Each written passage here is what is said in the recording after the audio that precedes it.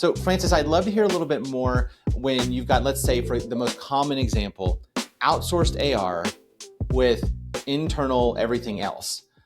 So all the upfront stuff, and you've got AR teams that are looking at denials. Denials are always what we report on. Tell me about things you've seen that work or don't work when it comes to evaluating denials that the AR team is doing, and what do you do about that? Well, the common reporting that I see from RCM companies is like their standard out of the box. This is what we'll give you every month.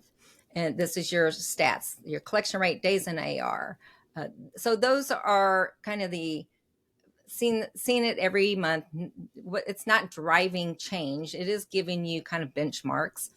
The detail, you almost have to ask for things up front. Now, keep in mind the service agreements that people have with their vendor may have been put into place long before you. If I've only been here 1 year, maybe it's time to revisit that service agreement, because I have seen not so long ago between an RCM company and a client's office where the expectations were complete. They missed each other's expectations that were in writing contractually. So you look at when they say, okay, here's the denial rate. Here are the revenue per provider, what have you. They give you that, regurgitating it each time, but they're not saying, well, it looks like timely filing has to do with Dr. A, who never closes his notes. That's not their job. So they're looking for the RCM director to take the information from them and do more with it. But again, you have to start at what is within scope and what is out of scope. Right there's the very beginning. And then you'll find a lot of times that it's not quite what you understood, and there's a chunk of your problem. So let's say you get past that. Your scope of agreement is exactly what you thought. And then now you need to take what they send you. It may be just a 3-page stats, or it may be a spreadsheet, a report that they pull for you from your system that you're actually capable of pulling yourself. I always tell people, don't rely on what they send you. Generate some of these yourself. Set different parameters, what report ranges you want. Now, even that requires some manipulation, spreadsheet, export to a spreadsheet.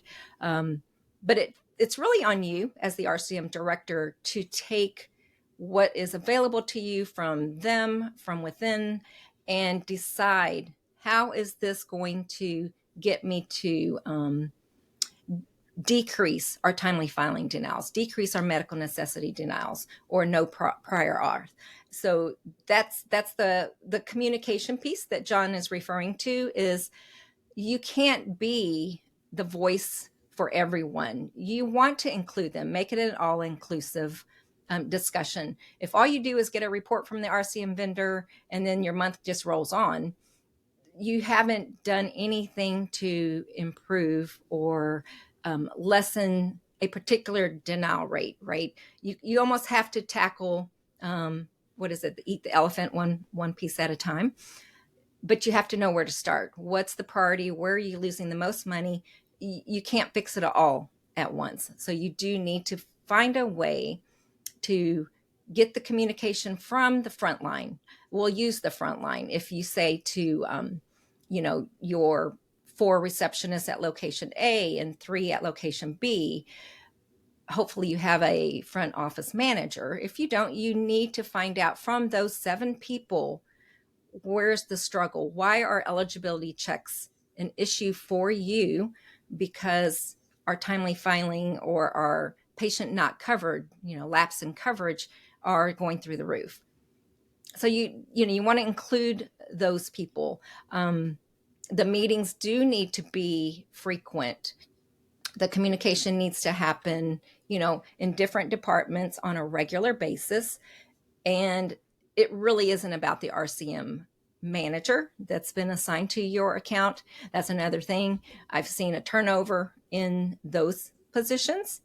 So you have to keep in mind that really it's vigilance on your part, accountability just rests with you, because they don't have a personal relationship with your practice or your providers. They're doing a job that was given to them.